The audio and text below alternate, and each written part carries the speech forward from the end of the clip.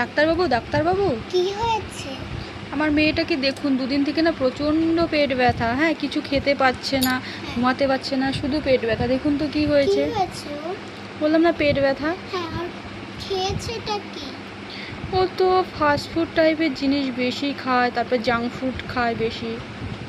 ওর জন্য পেট ব্যথাটা ওর হয়েছে। ওকে ওর ক্লিপটা খুলে দিন, আমি পেটটা ওকে ওকে ওকে ওকে।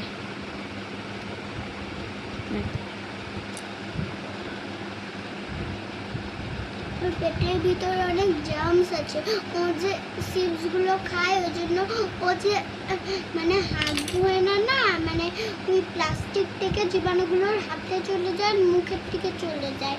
ও খুলতে পারে না, ওই জন্য ওর পেটে গিয়ে এগুলো এরকম পেট ব্যথার সমস্যা। তো এখন কি করতে হবে ডাক্তারবাবু? এখন কিছু করার দরকার নেই, শুধু একটা ফুটানো জল খাওয়াবেন আর একটা করে ওষুধ খাওয়াবেন, তাহলে ঠিক হয়ে যাবে। ঠিক আছে।